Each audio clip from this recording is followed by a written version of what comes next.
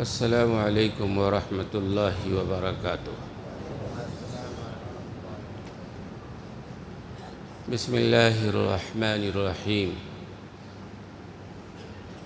الحمد للہ رب العالمین، والصلاة والسلام علی سید المرسلین محمد وآلہ واصحابہ اجمعین، اما بعد فإن أصدق الحديث كتاب الله، وخير الهدي هدي محمد صلى الله عليه وسلم، وشر الأمور محدثاتها، وكل محدثة بدعة، وكل بدعة ضلالة، وكل ضلالة في النار۔ قال الله تبارك وتعالى في القرآن المجيد والفرقان الحميد: اعوذ باللہ من الشیطان الرجیم، بسم اللہ الرحمن الرحیم، والعصر ان الانسان لفی خسر، صدق اللہ العلی العظیم، وصدق رسولہ النبی الکریم، ونحن علی ذلک من الشاہدین والشاکرین، والحمد للہ رب العالمین۔ رب اشرح لی صدری ویسر لی امری، واحلل عقدۃ من لسانی یفقہوا قولی۔ سبحانک لا علم لنا الا ما علمتنا انک انت العلیم الحکیم۔ اللہم رب زدنی علما، اللہم انا نسألک علما نافعا، اللہم جنبنا الفواحش والمعاصی والخطایا والزلل ما ظہر منها وما بطن۔ حضرات، بات شروع کرنے سے پہلے وہ صاحب پیچھے جو کھڑے ہو کے بات کر رہے ہیں، میں ان سے کہوں گا اگر بات ہی کرنا ہے تو آپ پردے میں ہو جاؤ کم سے کم۔ بھائی وہ پیچھے کھڑے ہو کے جو بات کر رہے ہیں، اگر آپ کو بات ہی کرنا ہے تو کسی دیوار کے پیچھے کھڑے ہو کے بات کرو۔ مجھے بھی پریشانی ہوتی ہے، ایک آدمی تقریر کر رہا ہے، قرآن و حدیث کی باتیں کہہ رہا ہے، آپ مسجد میں آ کے بھی کھڑے ہو کے بات کر رہے ہو۔ پتہ نہیں کیا کیا طریقہ لوگوں نے سیکھ رکھا ہے، اللہ رحم فرمائے۔ محترم حضرات، میں اس دوسری حدیث پہ آج انشاءاللہ بات کروں گا جو 4 حدیثیں امام ابو داؤد رحمۃ اللہ علیہ نے 5 لاکھ احادیث کے ذخیرے میں سے منتخب فرمایا ہے۔ اور ظاہر ہے جب 5 لاکھ احادیث کے ذخیرے میں سے انہوں نے 4 حدیثوں کو منتخب کیا ہے تو ظاہر سی بات ہے، بڑے امام ہیں، ان کی نظر ہے، قرآن و حدیث کو جاننے والے ہیں، اس کی اہمیت ہوگی نا۔ لہذا 4 حدیثوں میں پہلی ایک حدیث میں پہلے بیان کر چکا ہوں: والذی نفسی بیدہ لا یؤمن احدکم حتی یحب لأخیہ ما یحب لنفسہ، کہ اس ذات کی قسم جس کے قبضے میں میری جان ہے کہ تم میں سے کوئی شخص مومن نہیں ہو سکتا ہے جب تک کہ وہ اپنے بھائی کے لیے وہی پسند نہ کرے جو اپنے لیے پسند کرتا ہے۔ اگر اتنی بات ہو بہت سارا مسئلہ حل ہو جائے گا۔ آدمی اپنے لیے عزت پسند کرتا ہے، آدمی اپنے لیے احترام پسند کرتا ہے، آدمی اپنے لیے کامیابی پسند کرتا ہے، آدمی اپنے لیے برائی پسند نہیں کرتا ہے۔ یہی ساری باتیں دوسروں کے لیے، اپنے بھائی کے لیے بھی۔ اور دوسری حدیث: من حسن اسلام المرء ترکہ ما لا یعنیہ، یعنی انسان کے اسلام کی خوبی یہ ہے کہ ہر اس چیز کو چھوڑ دے جو لا یعنی ہے، فضول ہے۔ لا یعنی فضول کاموں کو چھوڑنا، اس سلسلے میں 2 جمعہ سے عرض کر رہا تھا، درمیان میں کچھ ضروری باتیں آ گئی تھیں۔ اس کے بعد پھر آج میں نے کہا تھا کہ 4 کام، لا یعنی باتوں کو چھوڑنے کے لیے 4 کام کریں گے تو مکمل طور پر اس حدیث پر عمل ہو سکے گا۔ انشاءاللہ توجہ سے سنیں گے، عمل کی نیت سے سنیں گے۔ اللہ تعالی ہم کو بھی آپ کو بھی عمل کی نیت سے کہنے اور سننے کی توفیق عطا فرمائے۔ میرا مقصد بھی یہی ہے کہ جو بات آ رہی ہے حدیث کے حوالے سے، رسول اللہ صلی اللہ علیہ وسلم کے حوالے سے، ہمارے زندگی میں وہ آئے اور ہم اس پر غور کریں، عمل کریں اور اس کو پیغام کو دوسروں تک پہنچائیں تاکہ ہمارے لیے وہ صدقہ جاریہ بن جائے۔ تو اللہ تعالی ہمارے لیے اس بیان کو صدقہ جاریہ بنائے، خود بھی سنیں اور دوسروں تک اس پیغام کو پہنچائیں۔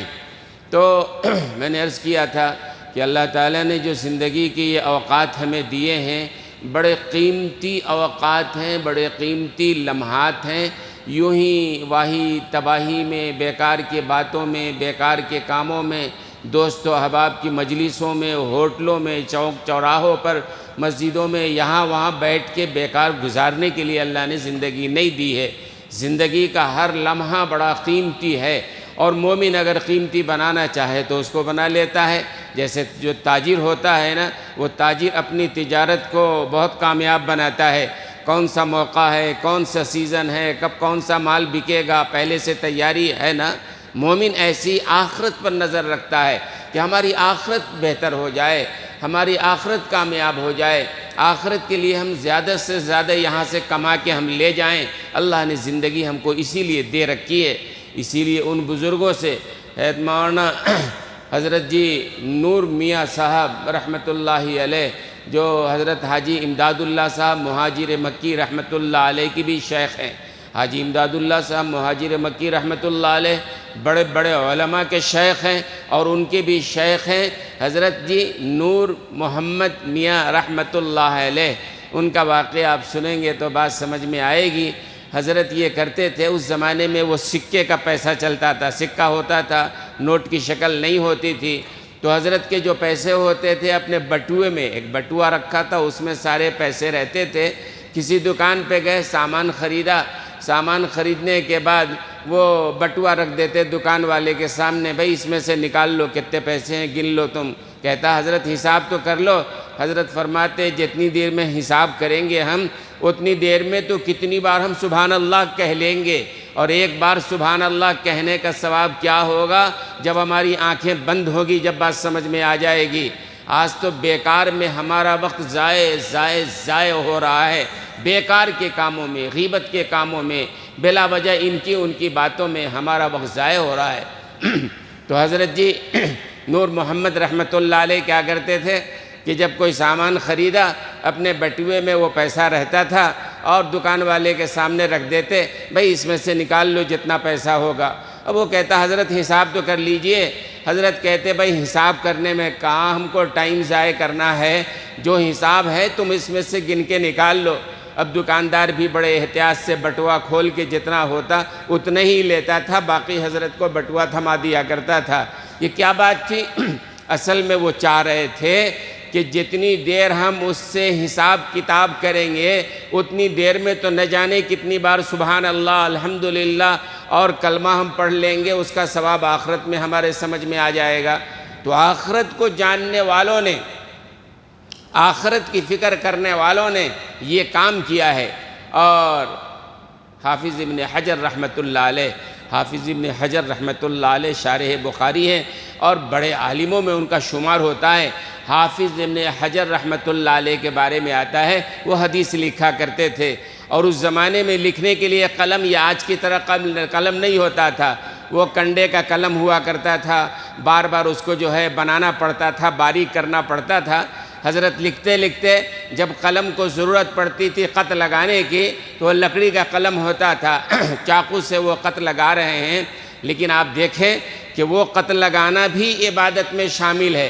ہاتھ لگا ہوا ہے اس خط کے بنانے میں، آنکھیں لگی ہوئی ہیں جہاں بنا رہے اس میں، تو وہ سوچتے تھے زبان کیوں بیکار رہے، اللہ کا ذکر اللہ اللہ اللہ اللہ کرتے رہتے تھے۔ یہ اللہ والوں کا طریقہ کہ بھئی ہاتھ تو ایک کام میں لگا ہوا ہے، آنکھیں ایک کام میں لگی ہوئی ہیں، ہماری زبان بیکار کیوں رہے، لہذا زبان کو اللہ کے ذکر میں لگاتے تھے۔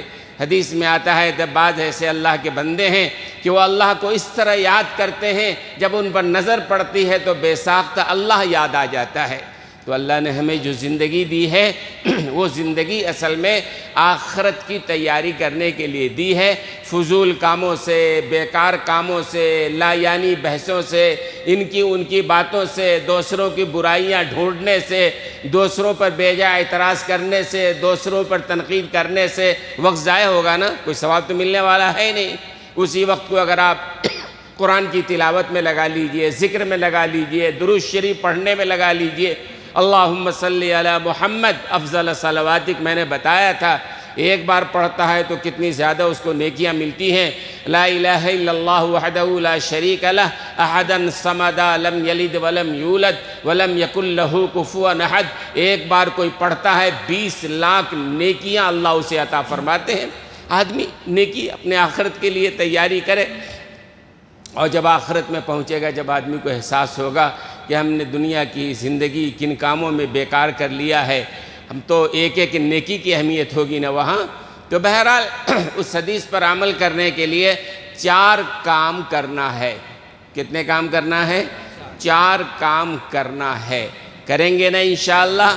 سب سے پہلا کام یہ ہے کہ آپ طے کیجئے آپ کی زندگی میں، آپ کے اوقات میں، صبح سے لے کے شام تک، جاگنے سے لے کے سونے تک، کوئی بھی ایسا کام نہ ہو جس میں دین کا کوئی فائدہ نہ ہو، دنیا کا کوئی جائز فائدہ نہ ہو، آخرت کا فائدہ نہ ہو، ایسا کام آپ نہیں کریں گے۔ طے کر لیجئے کہ ہم کو ایسا کوئی کام کرنا ہی نہیں ہے جو بے فائدہ کام ہو، غیبت کا کام ہو، دوسروں کی برائی کا کام ہو، یا دوسروں کے لیے تنقید کرنے کا کام ہو، دوسروں کے اندر عیب ڈھونڈنے کا کام ہو، دوسرے کے دل دکھانے کا کام ہو۔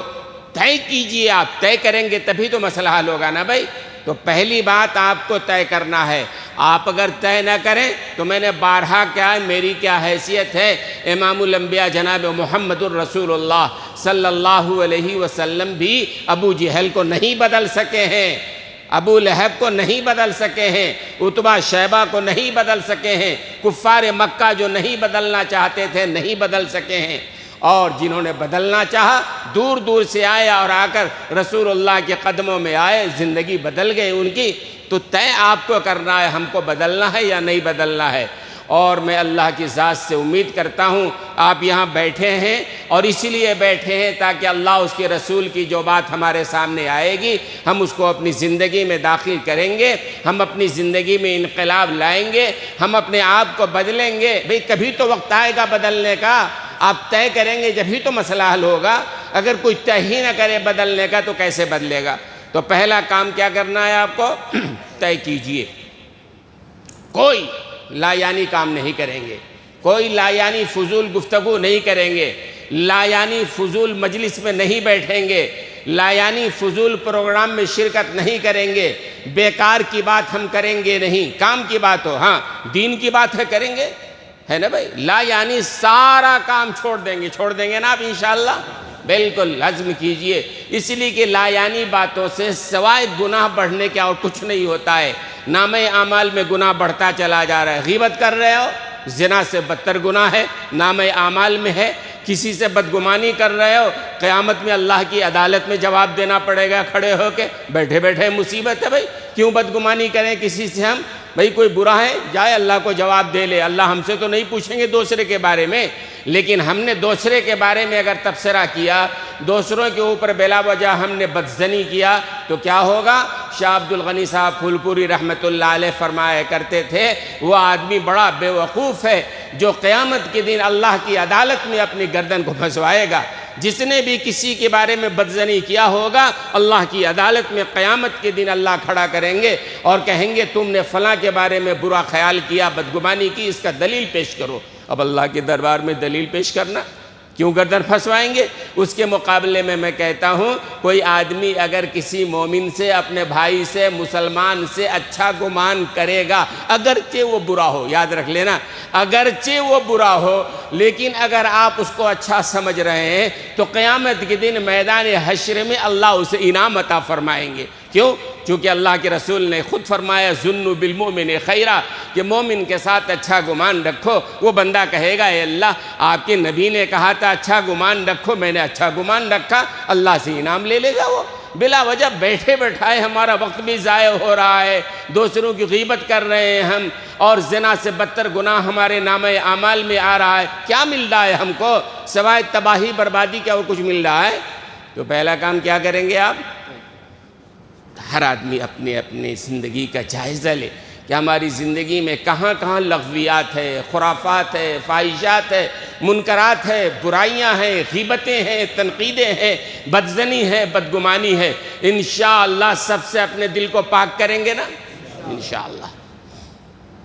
دوسری بات، دوسری بات یہ سامنے آئے گی کہ بھئی فلسفہ کہ حضرت آپ نے تو کہہ دیا کہ ہر لا یعنی بات کو ہماری مجلس میں ہے سو لا یعنی، ہم کو آتی ہے سو لا یعنی، ہم کو آتی ہے سو ان کی، اپنے دامن و گریما تو دکھتے نہیں ہمارے کو، اپنے اعمال تو دکھتے نہیں ہمارے کو، ہماری نگاہ اٹھتی ہے تو دوسروں کے لیے، زبان کھلتی ہے دوسروں کے لیے، تنقید کرتے ہیں تو دوسروں کے اوپر۔ آپ نے تو کہہ دیا کچھ ایسا نہیں کرنا ہے، تو کریں کیا ہم؟ ہے نا سوال؟ بتائیں گے وہ کریں گے آپ؟ اور جو بتائیں گے ہماری طرف سے نہیں بتا رہے ہیں۔ اللہ والوں نے، مشائخ نے، علماء نے قرآن و حدیث کی روشنی میں کہا دوسرا کام آپ یہ کریں گے کہ اللہ کا ذکر کرنے میں لگ جائیں گے۔ اللہ کا ذکر، اللہ کے ذکر کا مطلب یہی نہیں کہ نماز پڑھنے میں لگ جائیں آپ، اللہ کا ذکر یہی نہیں کہ آپ تسبیح لے کے بیٹھ جائیں مسجد کے اندر۔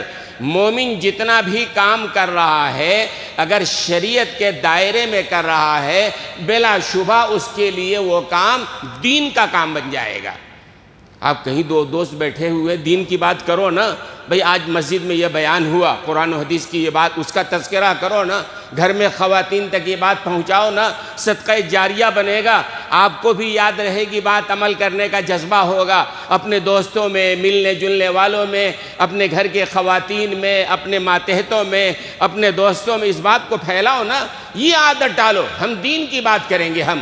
اور اگر کوئی دین کی بات نہیں کر سکتا ہے، نہیں معلوم ہے، درود شریف پڑھو نا آپ، کلمہ پڑھو نا آپ، تسبیح پڑھو نا آپ، قرآن کریم جو یاد ہے وہ پڑھو نا آپ، یا قرآن کریم لے کے دکان میں بیٹھ کے بھی آپ پڑھ سکتے ہو۔ تو آدمی کرنا چاہے، کرنے کے لیے بہت کام ہے، نہ کرنا چاہے وہی جو عادت بدل گئی ہے۔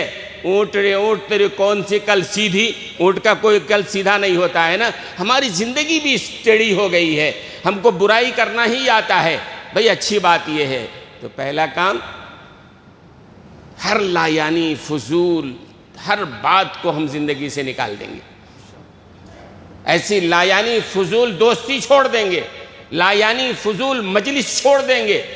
بیکار لوگوں کی مجلس میں آپ جاؤ گے تو وہی بات ہوگی نا، ہے نا؟ تو یہ کام چھوڑیں گے، اور دوسرا کیا کام کریں گے؟ اپنی زندگی کے اوقات کو کارآمد بنانے کے لیے آپ کو کیا کرنا پڑے گا؟ اللہ کا ذکر کرنا پڑے گا۔ اور اللہ کے ذکر کا مطلب میں نے بتایا، صرف تسبیح پڑھنا نہیں، صرف نماز پڑھنا نہیں، بلکہ ذکر کا مطلب پوری زندگی۔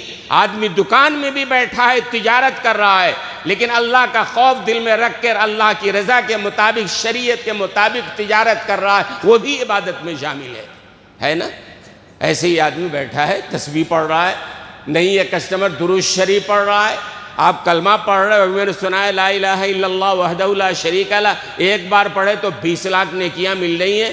آپ درود شریف پڑھ لو، آپ استغفار پڑھ لو، آپ قرآن پڑھ لو، برکت آئے گی، آخرت کا سرمایہ جمع ہوگا، گناہوں سے بھی بچو گے، ثواب جمع ہوگا۔ دو کام ہو گئے۔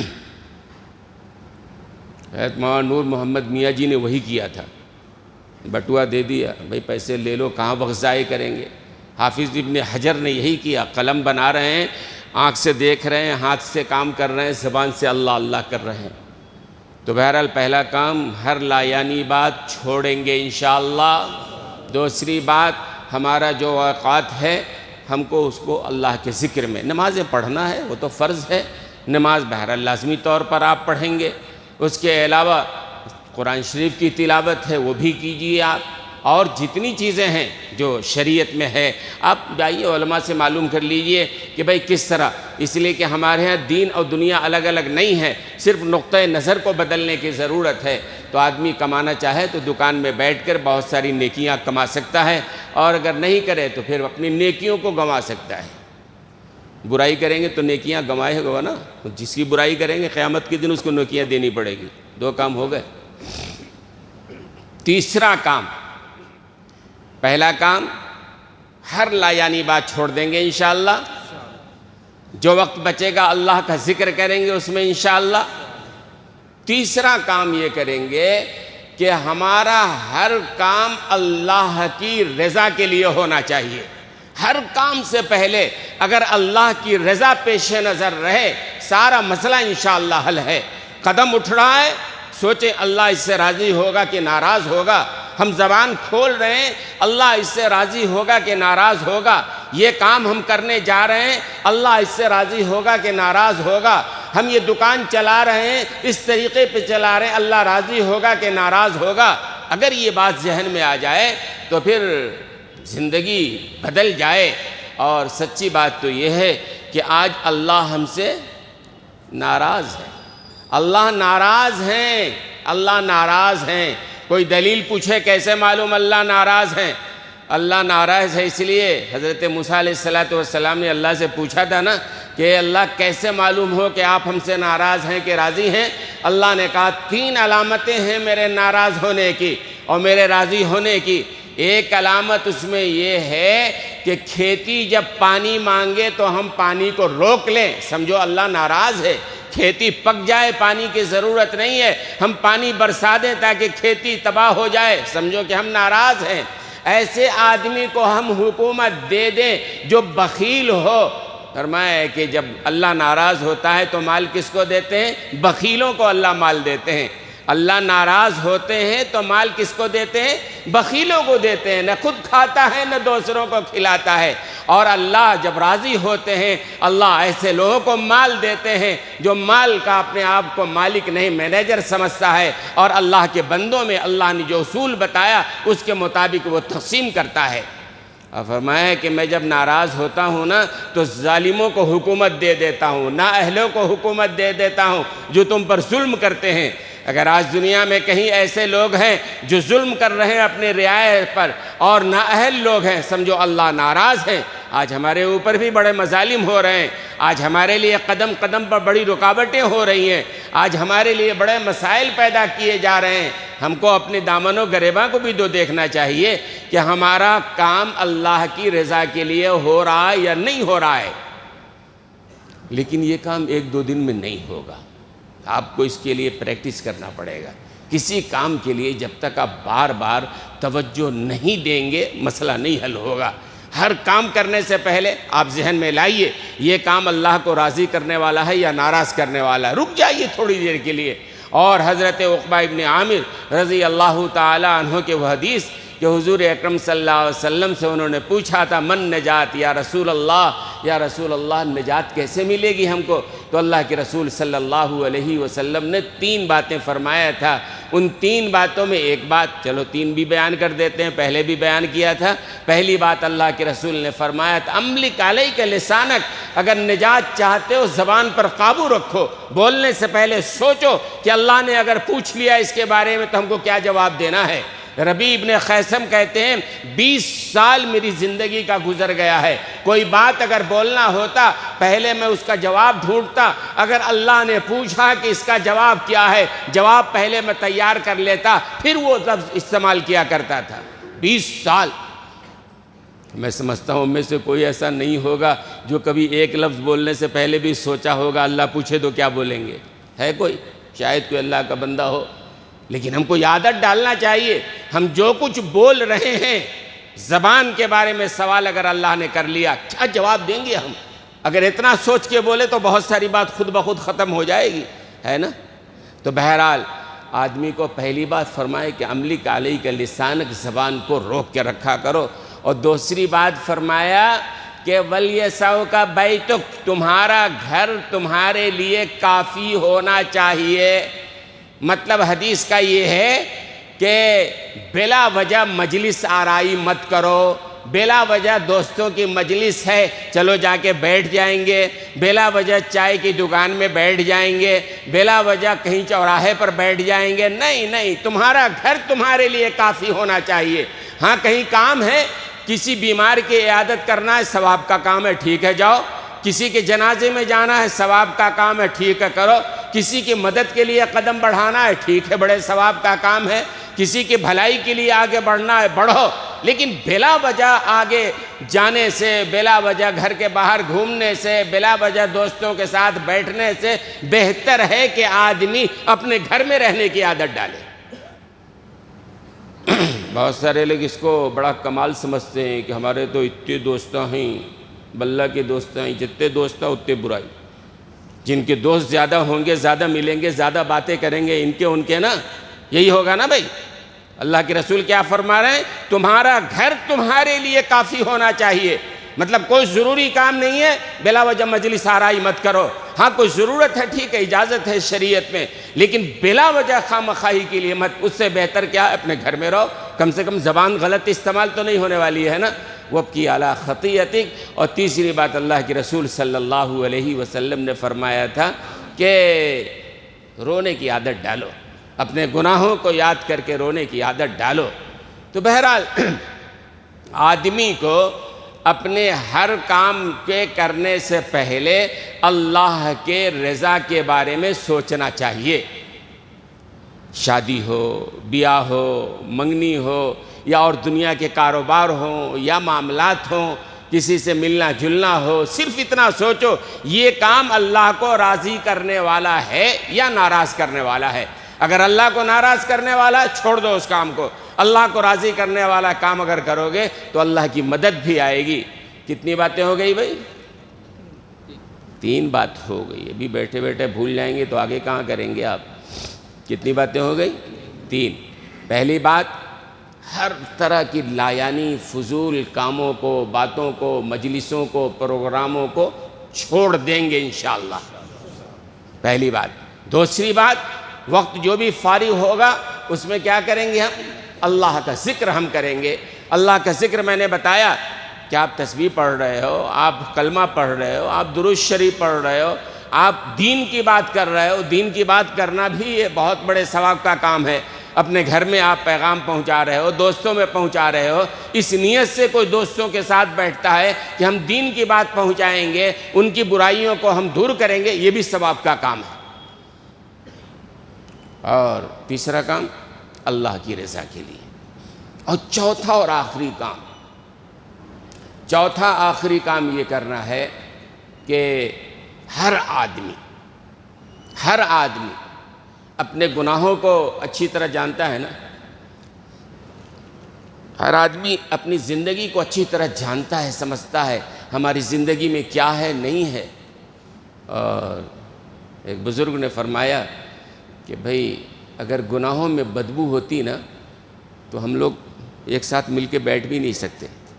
گناہوں میں اگر بدبو ہوتی تو ہماری زندگیوں میں اتنا گناہ ہے کہ ہم مل کے بیٹھ بھی نہیں سکتے تھے، اتنی بدبو ہوتی، تعفن ہوتا کہ ہم بیٹھ بھی نہیں سکتے تھے۔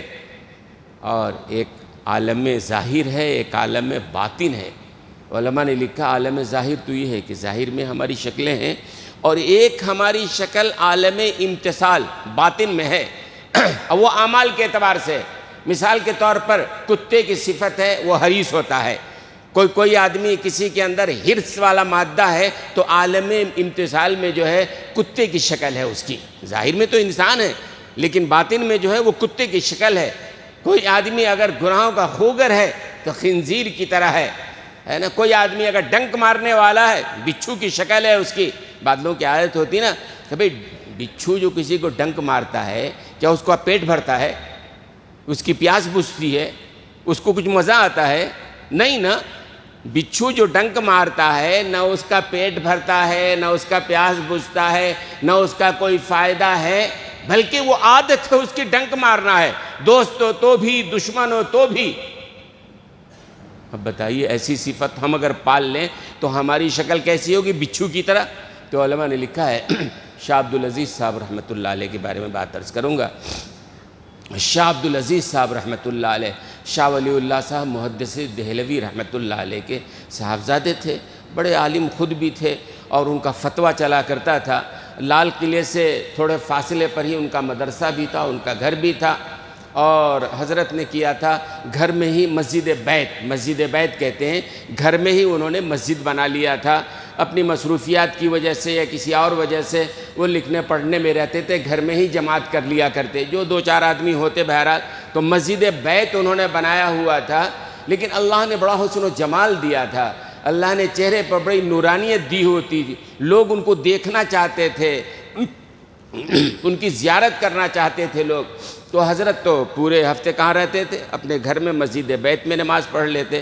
جمعہ کو جایا کرتے تھے مسجد نماز کے لیے، دونوں طرف لوگ کھڑے ہو جاتے حضرت کو دیکھنے کے لیے، اور حضرت کو دیکھتے واہ اللہ نے کیا نورانیت، کیا چہرہ، کیا حسن و جمال، لوگ دیکھا کرتے تھے، اور حضرت کے نکلنے سے پہلے لوگ وہاں کھڑے ہو جاتے تھے۔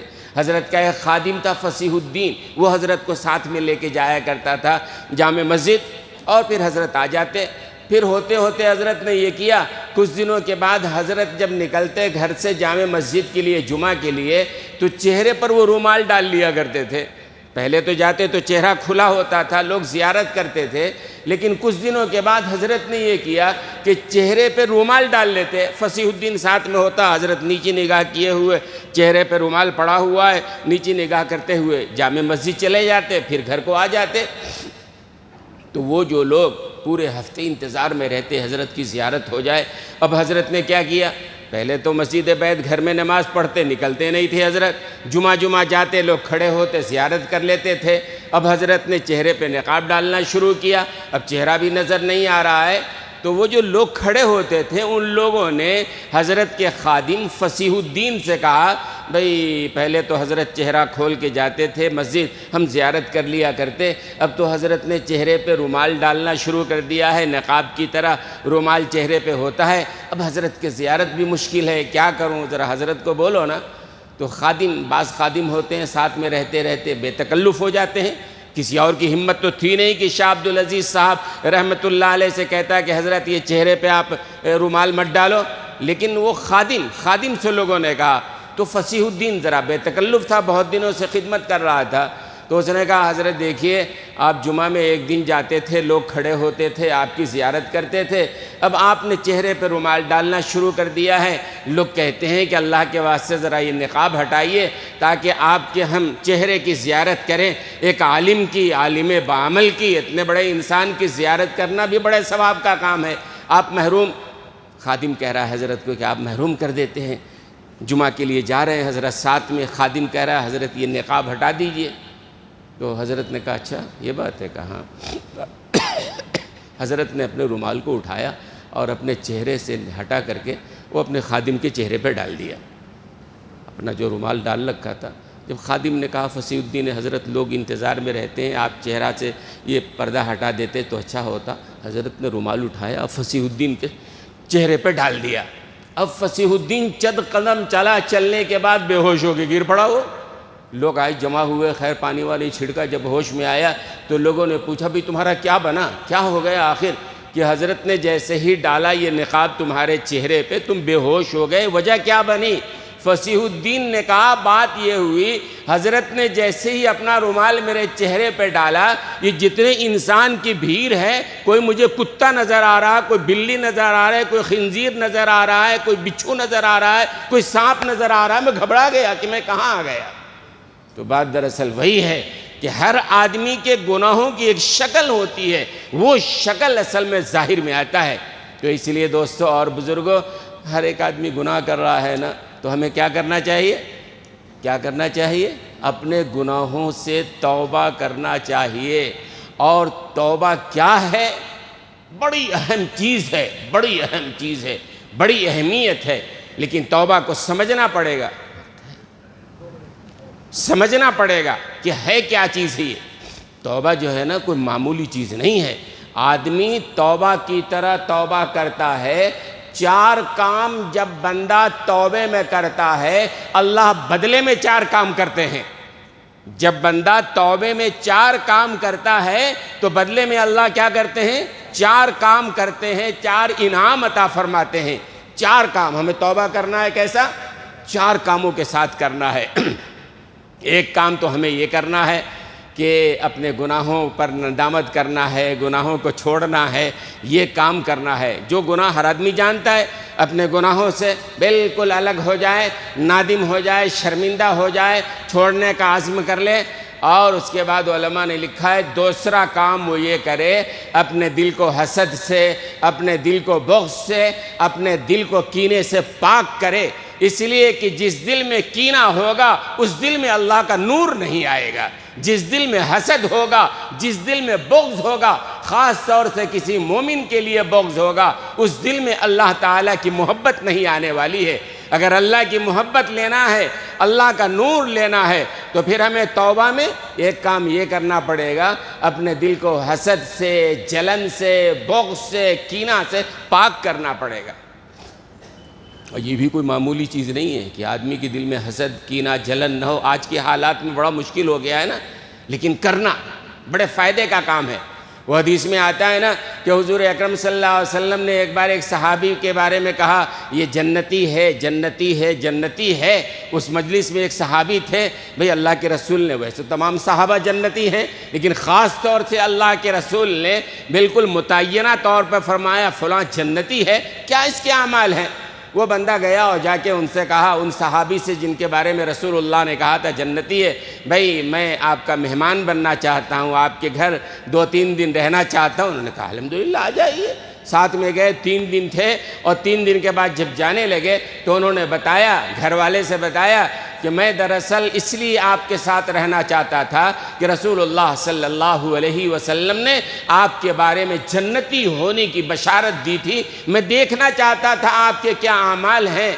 تو انہوں نے پوچھا کیا دیکھا؟ کوئی خاص بات تو نہیں نظر آیا۔ جانے لگے تو حضرت نے بلایا، ان صحابی نے بلا کے کہا اور تو مجھے پتہ نہیں ہے کیا ہے نہیں ہے، ایک بات یہ ہے کہ روزانہ رات میں سونے سے پہلے میں میرے دل میں جھانکتا ہوں، کسی مومن کے بارے میں اگر بغض ہو، کینہ ہو، اپنے دل کو صاف کر کے سوتا ہوں۔ ہمارے دل میں کسی کے لیے کوئی بغض نہ رہے، کوئی کینہ نہ رہے، کوئی عداوت نہ رہے، ہے نا۔ فرمائے کہ روزانہ میں اپنے دل کو سونے سے پہلے صاف کر لیتا ہوں۔ تو یاد رکھ، اللہ کے رسول نے فرمایا نا، یہ میری سنت ہے، اور جو میری سنت پر عمل کرے گا میرے ساتھ انشاءاللہ جنت میں جائے گا وہ۔ تو ہم اپنے دلوں کو تو صاف کریں۔ آج ہمارے دلوں میں کدورتیں ہیں، ہمارے دلوں میں بغض و عناد ہے، ہمارے دلوں میں جلن حسد بھرا ہوا ہے، تو ہمیں کیا کرنا پڑے گا؟ دوسرا کام کیا کریں گے؟ کینہ، بغض، حسد سے اپنے دل کو بالکل پاک کر لیں گے آپ کہ نہیں، مجھے نہیں کرنا یہ سب کام۔ اور پھر اس کے بعد جو ہے آدمی یہ کام کرے کہ اپنے دل کو صاف کر لینے کے بعد پھر آدمی فاسق و فاجر، بد کردار، بد اعمال، غلط لوگوں کی صحبت کو چھوڑنا پڑے گا۔ تیسرا کام وہ یہ کرے، آپ حضرات کو تو وتر میں پڑھتے ہیں نا وہ دعائے قنوت، یاد ہی ہوگا میں سمجھتا ہوں سب کو یاد ہے۔ دعائے قنوت میں ہے نا، نخلو و نترکو من یفجرک، یہ ہے نا دعائے قنوت میں، یہ نخلو و نترکو من یفجرک، اس کا ترجمہ ہوتا ہے روزانہ ہم وتر میں یہ دعا پڑھتے ہیں، نخلو و نترکو من یفجرک، اے اللہ ہم علیحدہ ہوتے ہیں، اے اللہ ہم اس کو چھوڑتے ہیں جو تیرا نافرمان ہو، جو فاسق و فاجر ہو۔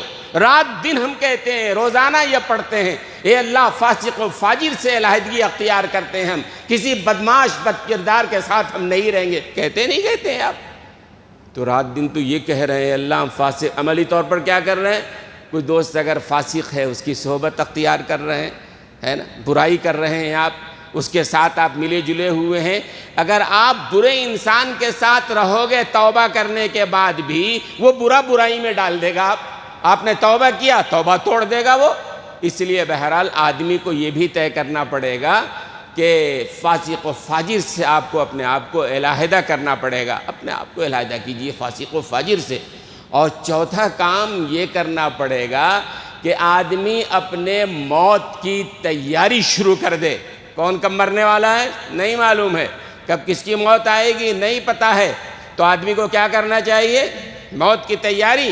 عقل مند انسان وہ ہے، رسول اللہ صلی اللہ علیہ وسلم نے پوچھا تھا نا صحابہ سے عقل مند کون ہے؟ تو صحابہ نے کہا یا رسول اللہ آپ ہی بتائیے، ای الکیس کہ عقل مند کون ہے؟ فرمایا کہ سب سے بڑا عقل مند انسان وہ ہے جو اپنے مرنے کی بعد کی تیاری میں کام کر رہا ہو۔ آج ہماری ساری تیاری دنیا کے لیے ہو رہی ہے، مرنے کے بعد ہمارا کیا حشر ہوگا، قبر میں ہم کو کیا جواب دینا ہے، اس کے بعد حشر میں کیا جواب دینا ہے، اللہ کے سامنے کھڑا ہونا ہے، ہمارا کیا معاملہ بنے گا، آدمی اس کی فکر نہیں کر رہا ہے۔ تو یہ کرنا پڑے گا کہ آدمی اپنے موت کی تیاری میں لگے۔ 4 کام، وقت ہو گیا ہے نا، ہو گیا ہے، تو یہ 4 بات یاد رکھیے۔ تو آپ یہ 4 کام کریں گے تو اللہ کیا کریں گے؟ 4 چیزیں آپ کو عطا فرمائیں گے۔ 4 کام کیا کریں گے؟ یاد کر کے لائیے گا، آئندہ پہلے وہی پوچھیں گے ہم آئندہ جمعہ کو، اس کے بعد 4 بات ہم بتائیں گے۔ اگر آپ کو یاد رہے گا تو پھر اگلی 4 بات بتائیں گے، نہیں یاد رہے گا تو پھر اگلی بات بتانے کا فائدہ کیا ہوگا؟ تو انشاءاللہ یاد کر کے لائیں گے نا انشاءاللہ. ٹھیک ہے. وآخر دعوانا الحمدللہ رب العالمین.